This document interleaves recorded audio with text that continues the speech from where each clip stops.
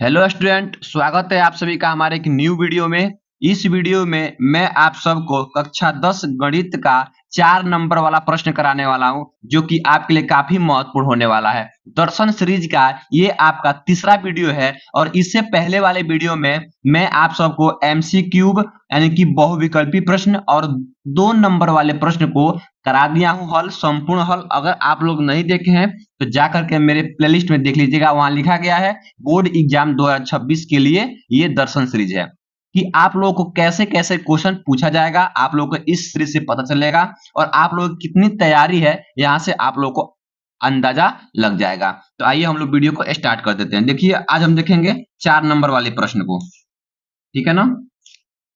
चलिए देखते हैं। देखिए यहाँ पे आप लोगों को ये दिया गया है 4 नंबर वाले प्रश्न में, ठीक है ना। यहाँ दूसरा क्वेश्चन कहा लिखा है यहाँ पे किन्हीं 5 खंडों को हल कीजिए और ध्यान दीजिएगा यहाँ पे आप लोगों को 6 ठो क्वेश्चन दिया गया है। देखिए क ख ग घ अंग और च करके ऐसा आप लोगों को 6 क्वेश्चन दिया गया है। इन 6 क्वेश्चन में से किसी 5 क्वेश्चन का आपको जवाब देना है। जो आपको 5 क्वेश्चन आ रहा है आपको जवाब देना है, लेकिन हम इस वीडियो में 6 का 6 क्वेश्चन कराऊंगा। आप लोग जैसा भी करेंगे, आप लोग को जो भी समझ में आएगा उतना 5 क्वेश्चन को आप लोग कर लेंगे, ठीक है ना। तो पेपर में ऐसे ही मिलेगा, 6 क्वेश्चन रहेगा और लेकिन उसमें से आपको 5 ही क्वेश्चन करने होंगे, ठीक है ना। चलिए हम लोग पहले क्वेश्चन से स्टार्ट करते हैं। पहला क्वेश्चन दिया गया है क कि किसी एपी का 17वां पद उसके 10वें पद से 7 अधिक है, इसका सार्व अंतर ज्ञात कीजिए, ठीक है ना। तो एपी मतलब आपका ये है समांतर श्रेणी, यानी कि समांतर श्रेणी का 7वां पद 17वां पद उसके 10वें पद से क्या है 7 अधिक है, तो इसका सार्वंतर ज्ञात कीजिए। चलिए देखते हैं यहाँ पे पहले का, ठीक है ना। यहाँ देख लेते हैं। जैसे अब यहाँ हम देखेंगे दूसरा क्वेश्चन का आपका क नंबर, दूसरे का क। तो क्या दिया गया आपका यहाँ पे लिखा है जो एपी है यानी कि एपी एपी का 17वां पद 17वां पद क्या है 10वें पद से 10वें पद से 10वें पद से 7 अधिक है, 7 अधिक 7 अधिक है, ठीक है ना। ये बोला है तो कह रहा है कि इसका जो सार्वंतर है डी का मान ज्ञात करना है। सार्वंतर तो सबसे पहले समांतर श्रेणी में आप लोग को एनवा पद का सूत्र पता होना चाहिए। क्या होता है एनवा पद का सूत्र? एनवा पद बराबर एनवा पद या एनवा पद का सूत्र, एनवा पद का सूत्र क्या होता है ए प्लस एन माइनस 1 इंटू आपका डी होता है। ए क्या है आपका प्रथम पद, एन क्या है पद की संख्या है और डी क्या है आपका सार्वअंतर है।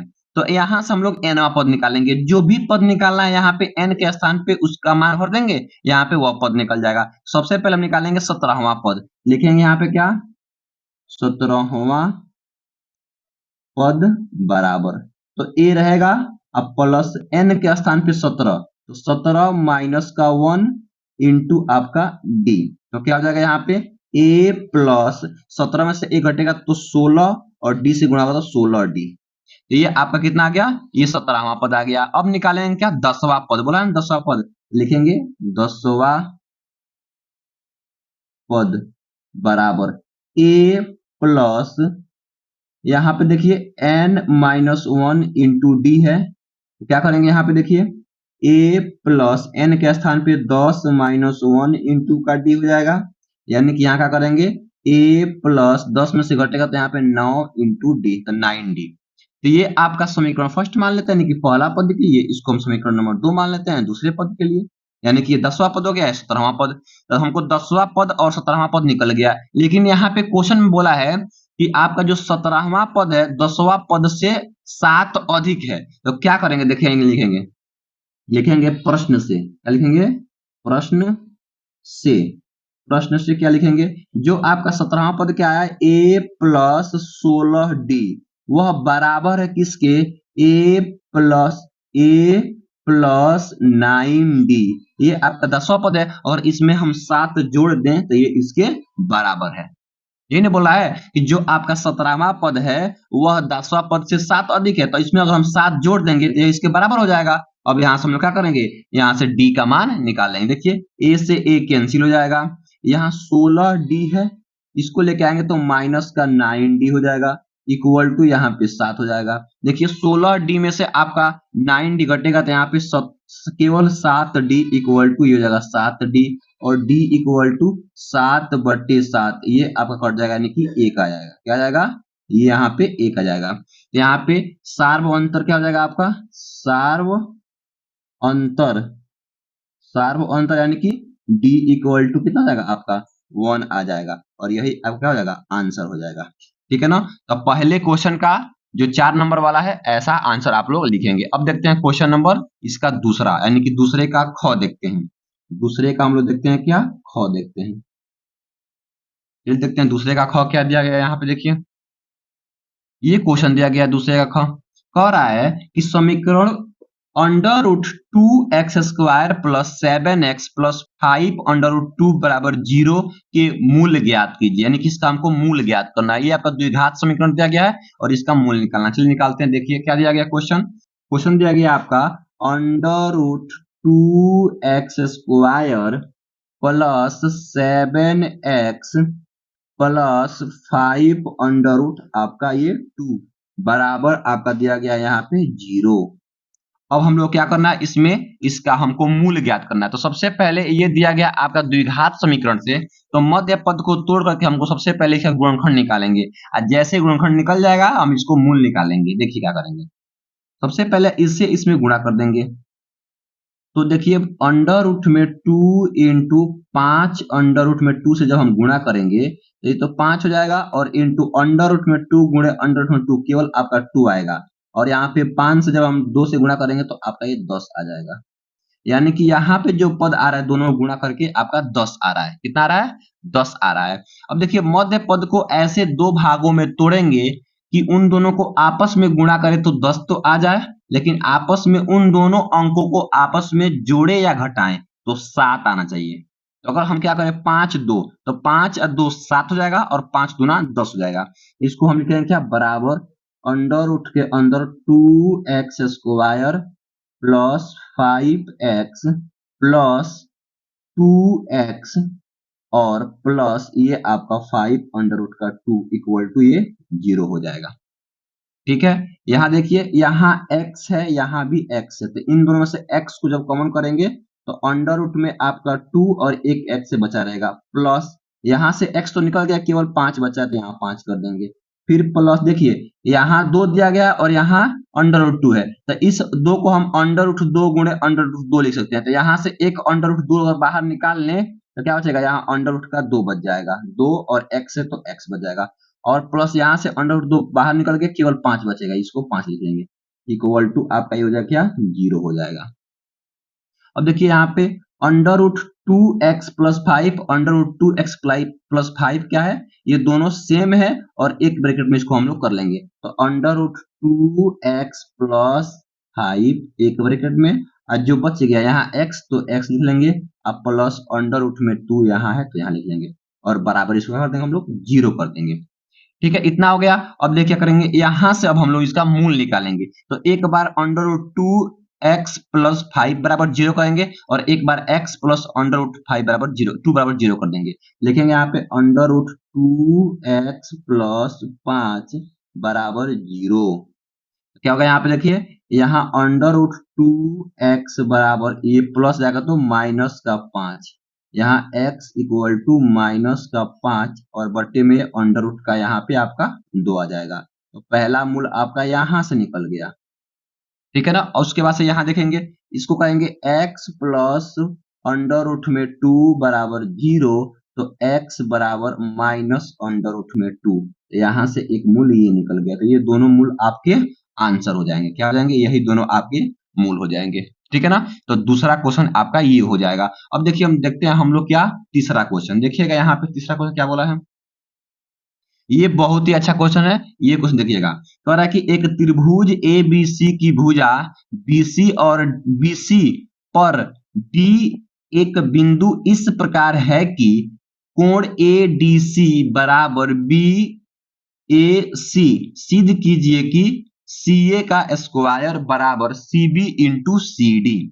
ठीक है ना, हमको ये देखना है। तो चलिए देखते हैं। सबसे पहले इसको हम लोग यहाँ पे देखिएगा। सबसे पहले क्या करना है आप लोगों को, जो दिया गया है इसमें त्रिभुज, उस त्रिभुज को हम बना लेंगे। सबसे पहले यहाँ बोला गया है, देखिएगा ये बोला है इस त्रिभुज में यहाँ पे कि एक त्रिभुज है क्या, ABC। तो हम लोग क्या करेंगे, सबसे पहले यहाँ पे एक त्रिभुज बना लेंगे। चलिए एक त्रिभुज एक रफ में कार्य कर लेते हैं, केवल समझने के लिए एक हम छोटा सा एक त्रिभुज बना लेते हैं। यहाँ पे इसको A मानते हैं, इसको B मानते हैं और इसको हम लोग C मानते हैं। तो बोला ना कि एक त्रिभुज ABC की भुजा BC पर एक D बिंदु है। BC पर, तो BC यही ना है जी, BC ये है। तो यहाँ पे मान लेते हैं एक ये D बिंदु, यहाँ पे कौन सा बिंदु है, D बिंदु है। तो यहाँ से इसको मिला देंगे, ये मिल गया। और कह रहा है इस प्रकार है कि कोण ADC, चलिए यहाँ लिख लेते हैं जो दिया गया, यहाँ लिखेंगे हल के रूप में। देखिए क्या दिया गया, दिया है, लिखेंगे यहाँ पे जो दिया है उसको लिख लेंगे, दिया है, दिया है। क्या दिया गया, देखिए कोण ADC बराबर कोण BAC। अब ADC का है, देखिएगा ADC आपका ये कोण है, ये कोण, और BAC पूरा कोण आपका ये दिया गया है। ये दोनों आपस में क्या है, बराबर है। तो बोला है सिद्ध करना है। क्या सिद्ध करना है, लिखेंगे यहाँ पे सिद्ध करना है, सिद्ध करना है। क्या सिद्ध करना है, देखिएगा कि CA का स्क्वायर बराबर CB इंटू CD, ये आपका सिद्ध करना है। ठीक है ना, ये सिद्ध करना है। अब देखिएगा, सबसे पहले देखिए यहाँ पे हम देखेंगे इस क्वेश्चन में, ठीक है ना, इस क्वेश्चन में क्या क्या हमको दिया गया, क्या करना है और क्या क्या लेके आना है। हमको ये लेके आना है ना। तो सबसे पहले देखेंगे त्रिभुज, देखिएगा त्रिभुज BAC, त्रिभुज है ना, तो ABC या इसी को बोलते हैं BAC। तो लिखेंगे, अब यहाँ लिखेंगे उपपत्ति, उपपत्ति, उपपत्ति में क्या लिखेंगे, देखिएगा लिखेंगे त्रिभुज BAC या ABC। चलिए ABC लेते हैं, बड़ा वाला त्रिभुज ABC, बड़ा वाला त्रिभुज। तो ABC तथा त्रिभुज ADC,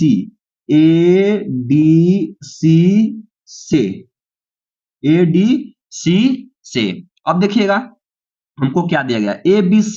देखिए ये ABC में जो कोण A है ये बराबर है इस त्रिभुज के कोण DCDA के या ADC के, जो यहाँ पे दिया गया है। तो B लिखेंगे यहाँ त्रिभुज, इसमें जो बड़ा वाला त्रिभुज है इसका कोण A, तो इसको नाम देंगे BAC। लिखेंगे कोण BAC बराबर हमको दिया गया क्या, इस त्रिभुज का कोण D के बराबर, यानी कि ADC का। देखिए यहाँ दिया गया है, तो कोण ADC का, ठीक है ना। अब देखिए जो कोण C है यह इस बड़े वाले त्रिभुज में भी आ रहा है और इस छोटे वाले त्रिभुज में भी आ रहा है। इसका मतलब कोण C क्या है, उभयनिष्ठ है।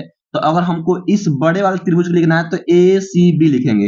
लिखेंगे कोण आपका, चलिए यहां देखते हैं, कोण ACB बराबर होगा ACD के, कोण ADC के। क्या लिखेंगे यहाँ पे, कॉमन, कॉमन या उभयनिष्ठ, कॉमन या उभयनिष्ठ। देखिए तो ये आपका एंगल A यानी कि AA कसौटी से ये जो दोनों त्रिभुज आपस में समरूप हो गए। क्या हो गए, समरूप हो गए। तो लिखेंगे इसलिए त्रिभुज